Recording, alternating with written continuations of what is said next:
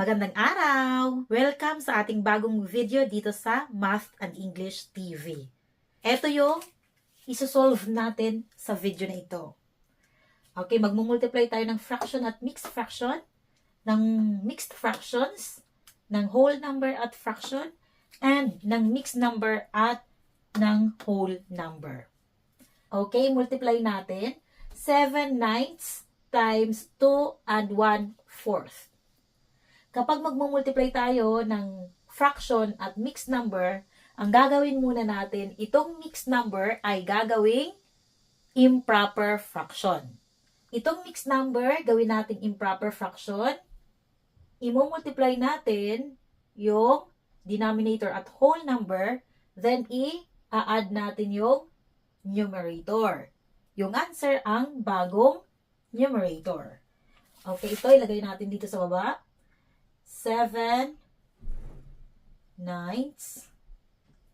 times 4 times 2 equals 8. 8 plus 1 equals 9. 9 ang numerator.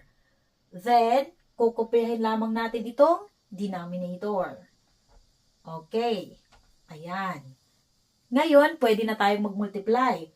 Imumultiply natin yung numerators at imumultiply din ang denominators. O kaya naman, pwede tayong gumamit ng cancellation.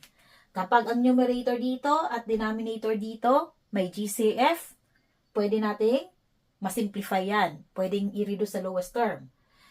Ganon din dito, kapag ang numerator at denominator may GCF, i-divide natin sa GCF para ma-reduce sa lowest term o masimplify. O kaya naman, gamitin natin yung cross cancellation. Pwede rin itong numerator dito at denominator dito, kapag may GCF, i-divide sa GCF, i-cancel. Ganon din dito, yung numerator dito at denominator dito, pag may GCF, i-cancel. Okay, gawin natin. Okay, yung 7 at 9, wala silang GCF. Itong 9 at saka 4, wala ring GCF. Ngayon, itong 7 and 4, may GCF, wala rin. Itong 9 at saka 9, pareho lang yung numbers, pwede natin itong i-cancel. Automatic, kapag pareho yung number, i-divide natin sila sa kanilang sarili. So, divided by 9 divided by 9. 9 divided by 9 is 1. Cancel. 9 divided by 9, 1. Sunod, dahil wala na tayong pwedeng i-cancel, mag-multiply na tayo. 7 times 1 equals 7. 1 times 4 equals 4. Okay, yung answer ay 7/4. Dito, mataas yung numerator sa denominator. Improper fraction ito. Pwede pa natin itong isimplify.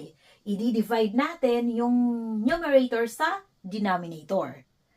Kapag i-divide natin yung 7 sa 4, ano yung quotient? Yung answer ay 1. May remainder na, ilan ang remainder? 3. So, yung remainder, kapag dinivide natin, yung remainder ang numerator. Then, itong denominator, ganun pa rin. Denominator pa rin yung 4. Okay, yung final answer ay 1 and 3/4. Next, i-multiply natin 3 and 4/5 times 6 and 3/7. Parehong mixed number. Ang gagawin lamang natin, pareho natin i-change sa improper fraction. Okay, change natin sa improper fraction. Para ma-change natin sa improper fraction, ang denominator at whole number, i-multiply, at itong numerator ay i-add. Okay, ganun din dito. Ayan. 5 times 3 equals 15. 15 plus 4 equals 19. At kukopyahin natin yung denominator na 5. Times, okay, ito rin, gawin nating improper fraction. 7 times 6 equals 42. 42 plus 3 equals 45. At kukopyahin natin ang denominator na 7. Okay, next, titingnan natin kung pwede tayong gumamit ng cancellation bago mag-multiply kasi matataas yung numbers. Tingnan natin yung cross cancellation kung pwedeng i-apply. 19 at saka 7, may GCF? Wala. Yung 45 at 5, may GCF? Meron. Okay. Yung GCF ng 5 at 45 ay 5. Okay. I-divide sa 5. I-divide sa 5. 45 divided by 5 equals 9. Cancel.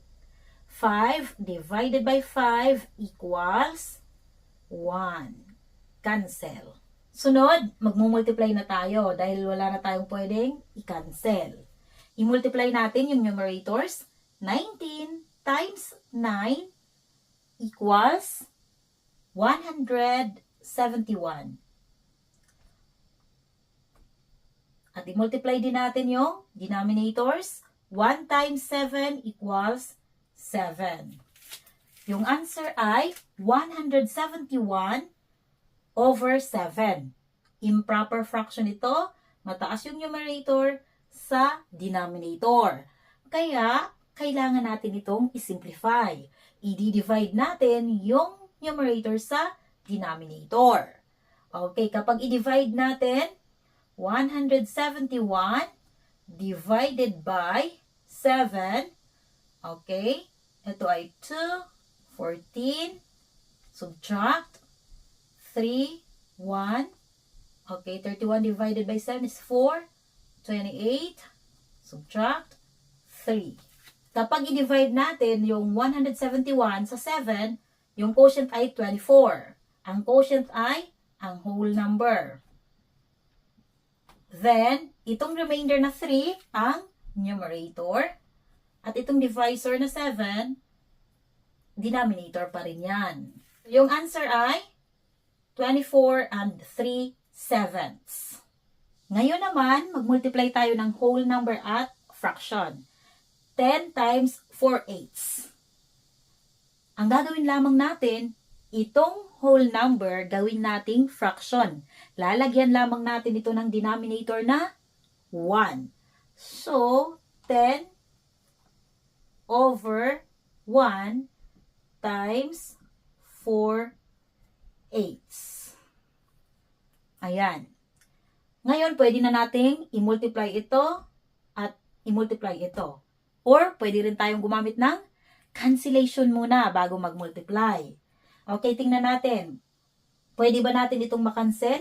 May GCF ba yung 4 at 8 para ma-simplify natin? Meron. Yung 4 at 8, pwedeng ma-divide ng 4. I-divide natin sa 4. I-divide sa 4. Okay, yung tips ko sa pagkuha ng GCF, kapag yung isang number ay kalahati ng isang number, automatic, yung kalahati na number, yun ang GCF. Okay, 4 divided by 4 is 1, cancel. 8 divided by 4 is 2, cancel. Dito yung denominator ay 2, yung numerator dito ay 10. Pwede bang makancel? Pwede. Kasi yung 10 and 2 may GCF. Ang GCF nila ay 2. I-divide sa 2. I-divide sa 2. 10 divided by 2 equals 5. 2 divided by 2 equals 1. Cancel. Sunod, i-multiply na natin yung numerators.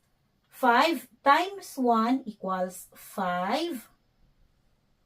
1 times 1 equals 1. Yung answer ay 5 over 1. Improper fraction, mataas yung numerator sa denominator, isimplify natin. I-divide yung numerator sa denominator. At kapag i-divide natin yung 5 sa 1, ano yung answer? 5. Eksaktong 5. Walang remainder. Kaya yung answer ay whole number. Yung answer ay whole number. Okay, last example. Mag-multiply tayo ng mixed number at whole number.